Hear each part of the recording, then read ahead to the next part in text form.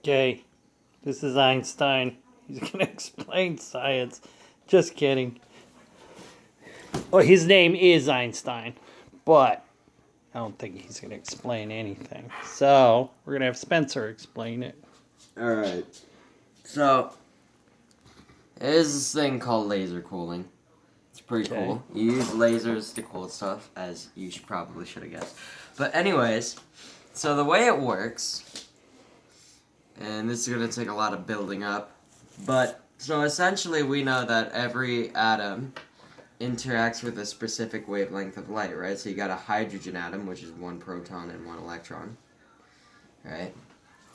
And we know that, hydrogen will only interact with certain frequencies of visible light, right? So, maybe, you got red, and then, blue over here, and then maybe, a little bit of purple, right?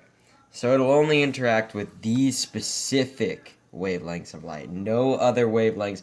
If another wavelength comes along, it'll just pass right through the atom.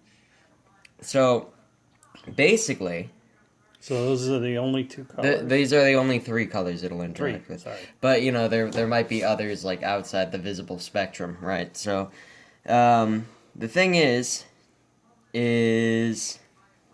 what we do is when we want to cool hydrogen really low temperatures.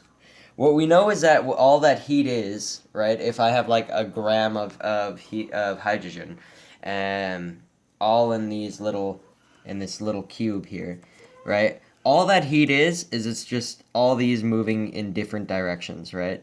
All random motion of atoms is what generates heat.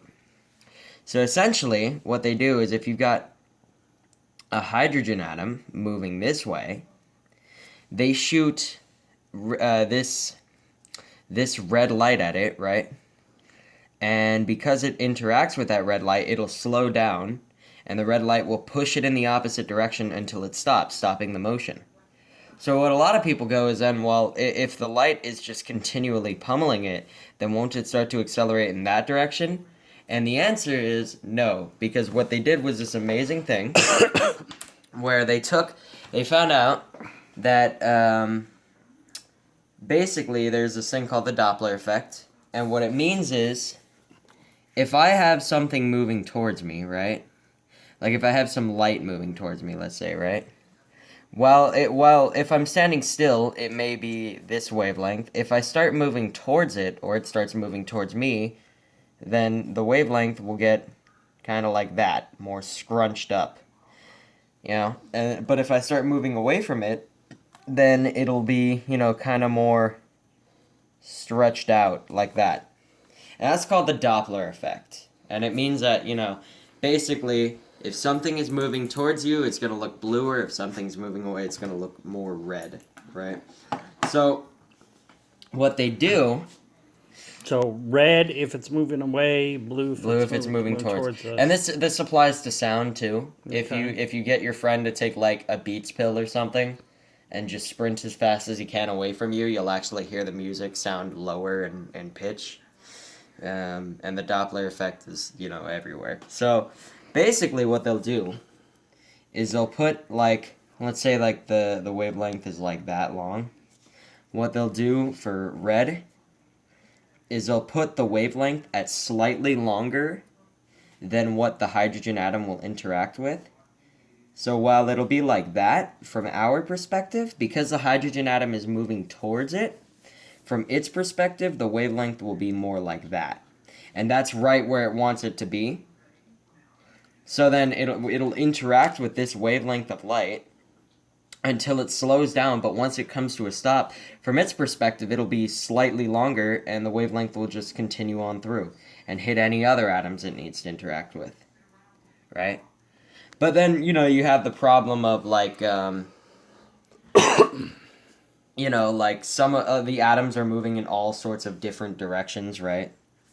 So what they do is they'll shoot 3 lasers, X, Y, and Z, right? So, like that, X, Y, Z. So they've got different lasers shooting down. You need about 6 lasers just to cool down a material. or 3 lasers and mirrors on either side. And you know, of course, like you can't cool like a nickel. You have to cool something like, you know, one particular atom. Like if you wanted to cool like iron or hydrogen or helium, this would be the way to do it. But you can't cool like, you know, a pen. You can't cool a remote. You can't cool anything that's made up of multiple atoms. It's just not going to work. And then, you know, plus you've got the problem like some of these might be moving at an angle to lasers. But it's been pretty successful because, you know, like some people have been able to. I heard one group of people was able to cool 1 gram of a substance to 0.8 Kelvin, which, just for reference, you can't hit 0 Kelvin.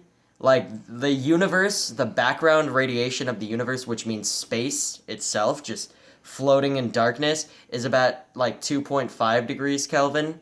So we can cool it even colder than space. We cooled a gram to even colder than space. But you know, then people always ask the question like, why do we need laser cooling? What's the purpose of it? And the answer is because if you want to see like a big object display quantum effects, like quantum mechanics, you really have to cool it like really near 0 degrees Kelvin, right? Like a particle, no problem, but it's kind of hard to measure a particle. So if you can cool like a gram of something really close to 0 degrees Kelvin, you can really see quantum effects, right? So that's why laser cooling is useful. That's how it works. Now, what is 0 Kelvin? 0 Kelvin is when an object is at what we call absolute zero, where, because Kelvin is like an absolute temperature scale, and when you hit 0 Kelvin, all the atoms in, like if I were to cool, you know, this remote to 0 Kelvin, all the atoms in it would stop moving, just totally.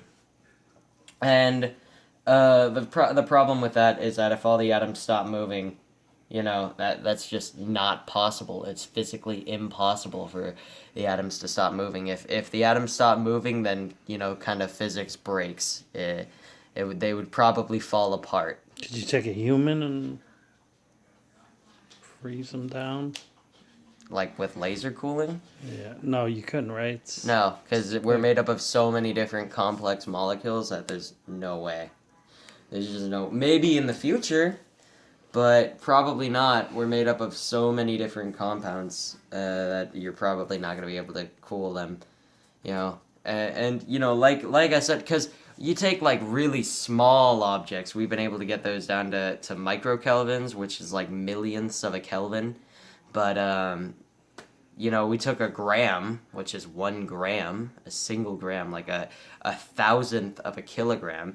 We were able to cool that to 0.8 Kelvin. That's like lowest we've gotten with a macro scale object, which is still impressive, just nowhere near what we could do. And that was, you know, with one type of atom. and that's to do what? What do we accomplish with this? I told you we we can see quantum effects in macro scale objects, right? Doesn't mean anything to me. Well, I would get into why that is, and I would, Right, it'd but be a that longer- would be like so much explanation behind Right. why quantum effects can't be seen in bigger objects. So, what'd you think of SpaceX? It's pretty great. Pretty good. All right. Can't talk about it. Secret. Yeah, wouldn't even let us take pictures. I know. All right.